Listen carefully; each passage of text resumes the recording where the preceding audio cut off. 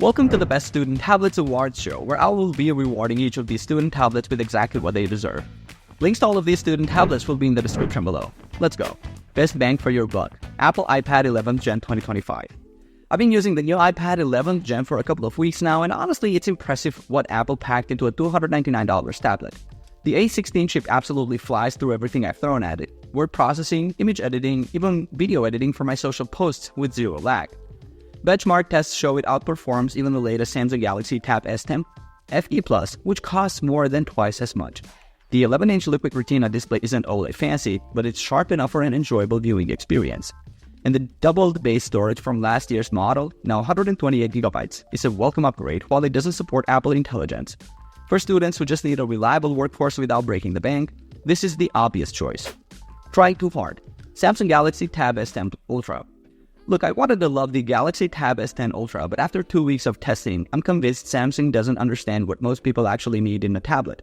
This thing is massive with its 14.6-inch display. Great for watching movies, but awkward to carry around campus. The MediaTek processor performs well, but battery life is actually worse than the previous model, which is disappointing for something this expensive.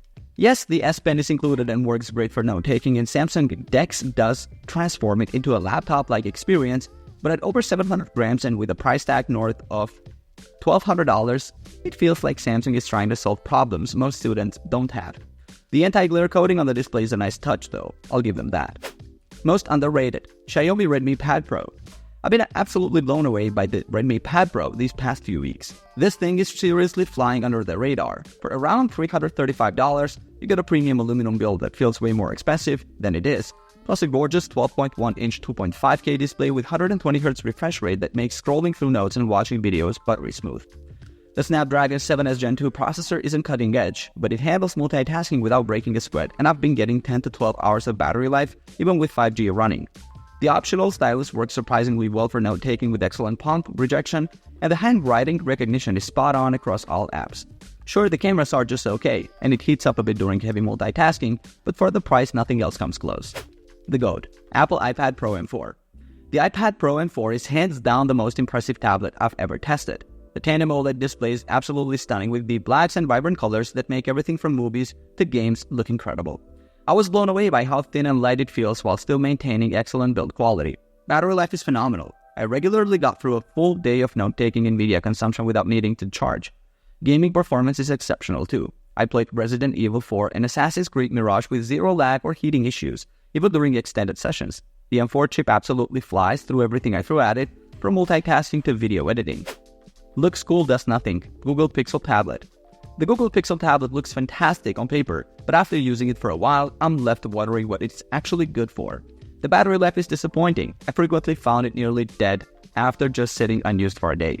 While the included charging speaker dock is a nice idea in theory, it basically turns this into an expensive smart display that occasionally doubles as a tablet. The Android tablet experience still feels like using a stretched-out phone, with many apps not properly optimized for the larger screen.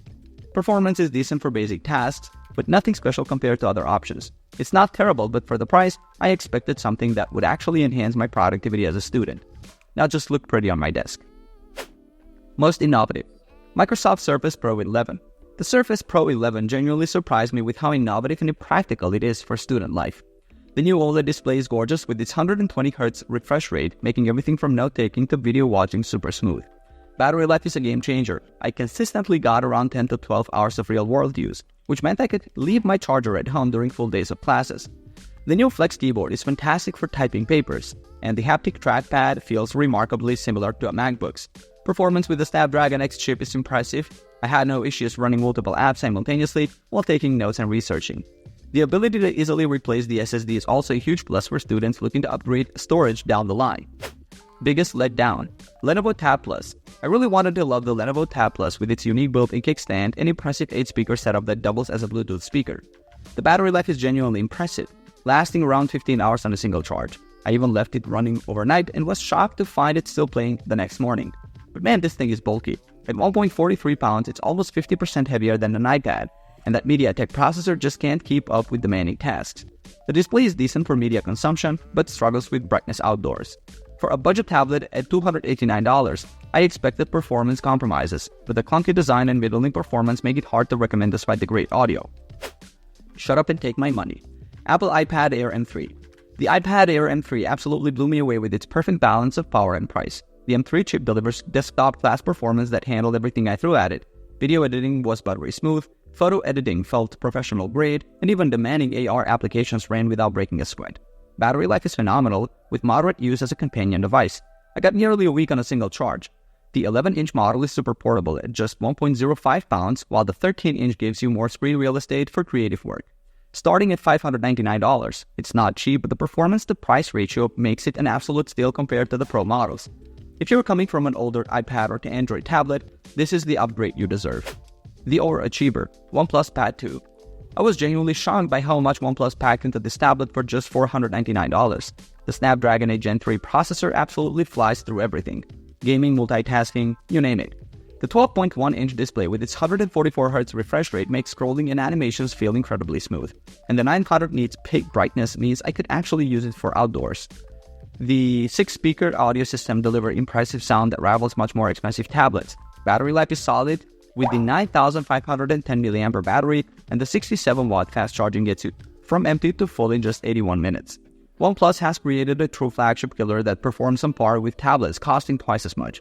If you don't absolutely need iPad OS, this is the best value in tablets right now. You tried award. Samsung Galaxy Tab S9 FE Plus. I've been using the Samsung Galaxy Tab S9 FE Plus for a few weeks now, and honestly it feels like Samsung tried to make a premium tablet but cut too many corners. The design is sleek and premium looking with IP68 water resistance, which I appreciate, but the performance from the Exynos 1380 chip is seriously underwhelming for the $599 price tag. The 12.4-inch LCD display is bright and looks decent, but it's a major downgrade from the AMOLED screen on the regular S9 series. Battery life is impressive though. I've been getting around 18 hours on a single charge, which is way better than my iPad Air. The included S Pen is a nice touch, but it doesn't make up for the fact that there's no 5G option in the US. Most overrated. Lenovo Tab P11 Pro Gen 2. I've been testing the Lenovo Tab P11 Pro Gen 2, and while everyone seems to rave about it, I'm not seeing what the hype is about. The 11.2-inch 2.5K OLED display with 120Hz refresh rate is genuinely stunning for watching content, and the quad JBL speakers deliver impressive sound for movies and music. But once I started multitasking, the MediaTek Compagno 1300T processor showed its limitations. Apps start lagging noticeably when running side by side or in picture-in-picture mode. The productivity mode tries to mimic a Windows desktop experience, but it feels more like a gimmick than actually useful. Gaming performance is decent for casual titles, but nothing spectacular, and the lack of a fingerprint sensor is inexcusable at this price point. God tier, Xiaomi Pad 7.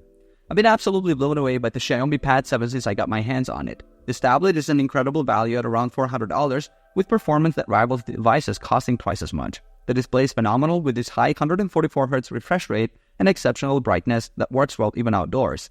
Battery life is ridiculous. I've been getting 10 to 12 days in standby, and easily a full day of heavy use with the 8,850 mAh battery, plus the 45-watt fast charging tops it up in about 90 minutes. The Snapdragon 7 Plus Gen 3 processor handles everything I throw at it, from multitasking in workstation mode to gaming at high settings without breaking a sweat. The Focus keyboard and Focus pen accessories transform it into a legitimate productivity machine, though they're sold separately and add to the cost. Alright guys, thanks for watching. I hope you liked the video. For more videos like this in the future, remember to leave a like and subscribe. Alright, peace out.